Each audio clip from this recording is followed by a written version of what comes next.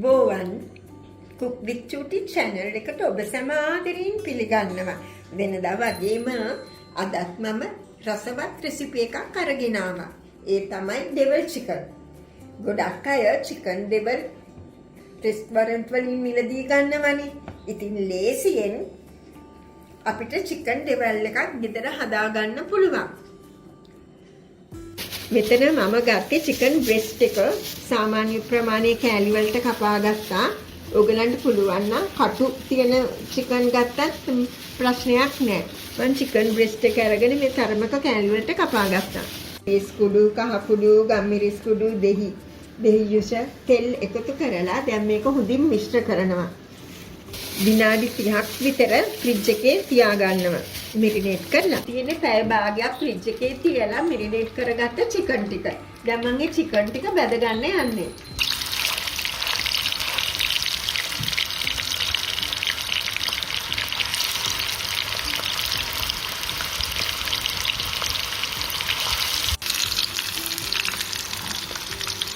දැන් මම chicken devil එක හදාගන්න යන්නේ. දැන් පෑන් එක රත් වෙලා තියෙන්නේ. මම තෙල් ටික දැම්මා. තෙල් ටික රත් වෙනකොට සුදු ලුණු ටික දැම්මා. උඹුරු ටික දාගන්නවා. දැන් ඒක ටිකක් වෙලා ඒක බැදෙන්න හදනවා.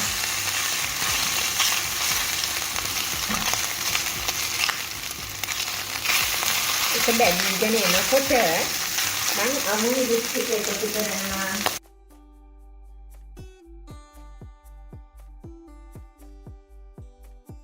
චිකන් කෑලි ටිකත් එකතු කරගත්තා.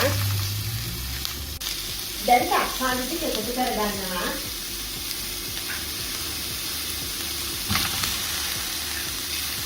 දැන් තක්කාලි ටිකත් එකතු කරගත්තා.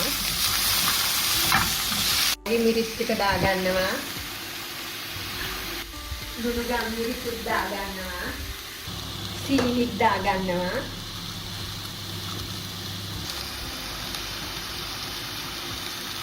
මික්ස් කරගන්නවා. සෝයා සෝස් එකතු කරගත්තේ. දැන් තක්කාලි සෝස් ටික එකතු කරනවා.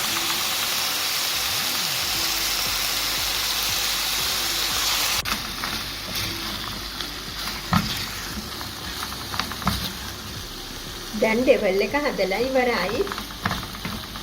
දැන් මේක පිළිගන්නන භාජනයේට දීසියට දාගන්නවා. ඒකලා මේක ගානිෂ් කරගන්න පුළුවන් ලුණු කොළ වලින්.